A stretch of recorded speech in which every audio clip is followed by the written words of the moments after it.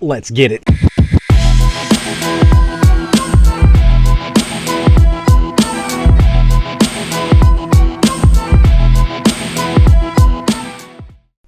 I swear I wasn't going to make this video, but some new information's come to my attention, and now this is potentially intriguing. So, hey there, if you want to hear more opinions from me, be sure to like, share, and subscribe to my channel, and click that notification bell. When I upload new videos, you'll be the first to know.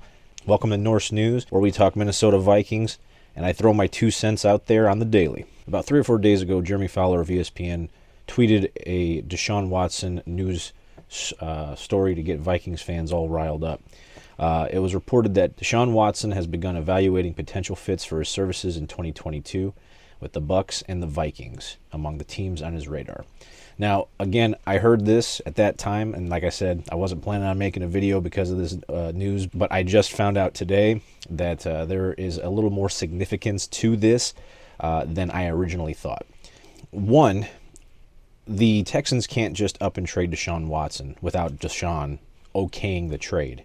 And that is what the importance of this little tidbit is. It seems like Kevin O'Connell and that offense has intrigued Deshaun enough to leak some Vikings interest. Now, his agent actually has disputed the rumor of the Houston Texans QB having interest in the Minnesota Vikings because he's trying to make sure that his quarterback has as many options as possible when it comes to where his destination is. So, is it actually true that he is interested in the Vikings? There could be a possibility. I mean, it's a heck of a lot more likely now than it was maybe, a week ago. So, again, let's talk about the actual significance of Deshaun Watson, whether you're a fan or not, and the legal issues going on with him. We don't know how those legal issues are going to play out. So, yeah, Deshaun is most likely interested in the Vikings, but are the Vikings interested in him? Should we as fans of the Vikings be interested in him? The NFL will most likely suspend Watson when everything's said and done. The question is, how long is the suspension going to actually last? If everybody remembers, in 2009, Ben Roethlisberger was actually accused of rape and was also accused of kidnapping, saying that he forced himself upon a woman, he stood in the way of the door, not allowing her to leave, he actually raped her. Those accusations were dismissed after a settlement came between Ben and the lady in question. So, is that anything like what Deshaun Watson is actually going to be dealing with? Well, Ben was actually suspended for initially 6 games, and then it was reduced to 4 games because there was no lawsuit. This also happened prior to Ray Rice, I believe. I'm sure the NFL will have a stricter suspension for Deshaun Watson. Now, Deshaun Watson's actions may not necessarily be as bad as a rape case. However, it is still disturbing, and many people would find it disgusting. Is it likely that Deshaun will actually face jail time? I don't have a law degree, so I don't actually know if that's going to happen. There are people that say yes, there's a high probability that he can face jail time. And then there's also many people that say it's unlikely that he'll serve any jail time. However, when dealing with this kind of situation, the Vikings, front office, Kwesi, Kevin O'Connell, and of course ownership, are they going to want the PR problem that Deshaun brings to the Vikings? When it comes to on-field play, there's no question we need to go after Deshaun Watson, but it's all this extra stuff off the field that's a problem, and it's a big problem. The third question I'd have is, do we even have the resources to trade for him?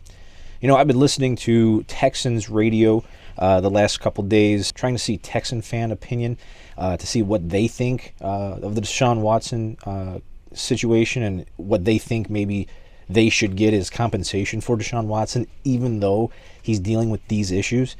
At the very least, these issues are a big problem for the trading team, for PR, for trade value, and the Vikings, do they even have the resources to trade for him? So let's find out. Number one big deal is that Deshaun Watson has a $40 million cap hit this year. I think that if any team were to trade for Deshaun Watson, they would most likely require a restructure of the contract with legal language to being able to get out of it if he just so happens to have any other issues go on. In 2022, he carries a $40 million cap hit. We all know the situation with Kirk Cousins carrying a $45 million cap hit for us this year.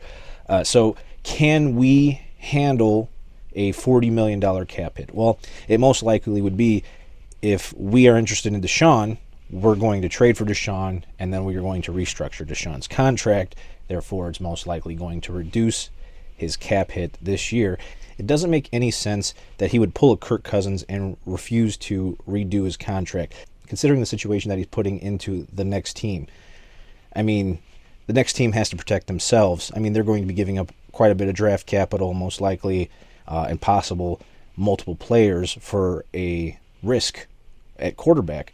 Now, he could maybe not have another issue for the rest of his career, which we have seen that many times, again, with Roethlisberger, with Michael Vick. Do the Vikings have the ability to trade for Deshaun Watson? Well, number one thing right off the bat, there's most likely going to be a minimum of 2 first-round picks required for Deshaun. Now, some of these Texans fans are ridiculously asking for 3 first-round picks, Danielle Hunter, Dalvin Cook. They want Justin Jefferson. Like, they want the whole offense, and that's just not going to happen. I mean, number one, you're not in position to force the trade. Yeah, you might have multiple teams interested in Deshaun Watson, but in the end, like, really? You're not really going to give up a half of an offense for a quarterback plus 2 first-round picks or 3 first-round picks or 2 firsts and 2 seconds or whatever the case may be. So there's a lot of ridiculous Texans fan opinions when it comes to the trade value for Deshaun Watson. So in the end, I think that he will go for 3 first-round picks straight up, or he will go for maybe 2 first-round picks and a player or 2, or maybe 1 first-round pick and then multiple players. Whatever team decides to do all that, that's obviously going to be between the Texans and that team.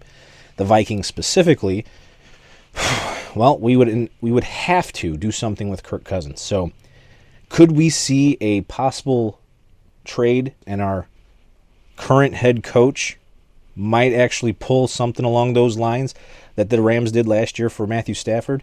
So yeah, Kirk Cousins is a $45 million cap hit. So yeah, it would most likely be in their best interest to re-sign Kirk Cousins to a multiple-year deal, so that way the Texans can get the most out of Kirk Cousins. But are they even interested in Kirk Cousins? I think that's the less important factor. It's more of, okay, Jared Goff plus 2 first-round picks and Matthew Stafford to get Jared Goff off our books. Well, we, the Vikings, have to take Deshaun Watson and the 5 years left on his deal, or 4 years left on his deal, and that contract, and then we are going to, in return, give Kirk Cousins and the 1 year $45 million, which they can take, because, again, Deshaun Watson's cap hit this year is $40 million, and they're paying a quarterback that's not going to play for them $40 million, so might as well get a quarterback that will play for them $45 million. They have $17 million in cap space already before any kind of restructuring. So I see a potential trade that can happen. It's not necessarily as outrageous as many people want to make you believe it is. So at the bare minimum, Kirk Cousins, 2 first-round picks for Deshaun Watson. I believe that may be enough to actually get Deshaun Watson here. That being said, would the Vikings fan base go for that? You got to think about this as well as, what about the fan base? What about all the women out there that feel like this could be a slap in their face? What about all the men that feel that their daughters are getting slapped in the face with this? So there is a big, big issue with potentially taking on Deshaun Watson. He's going to basically have to show the fan base that he's a decent human being for the rest of his career. Can the fan base forgive Deshaun? I think they can.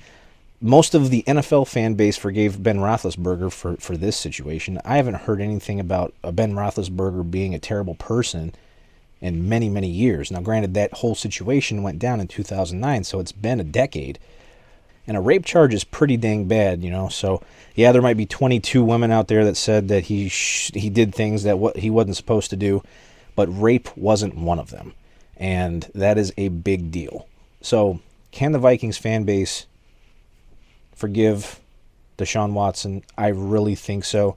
I really think that if he comes out and shows remorse for the situation, if he is a great teammate, if he does a lot within the community, people can get behind Deshaun Watson again. People got behind Michael Vick again, and he did terrible things for animals. So there are some crazy trade scenarios that we have with Deshaun Watson. There was a report out here that Lovie Smith wants to get the deal done. However it goes, whether he's going to stick around or whether he's going to be off their mind, he wants it done very soon. Now, how soon is soon? It could be a week. It could be a couple weeks. We most likely will find something out before free agency hits. So there's a few things that are going to be having to fall in place when it comes to his legal issues over the next couple weeks. So depending on the situation, if the Vikings ownership, if Kwesi, if Kevin O'Connell's all in on Deshaun Watson, if they believe that he won't do this again, then let's do this. Let's go for that.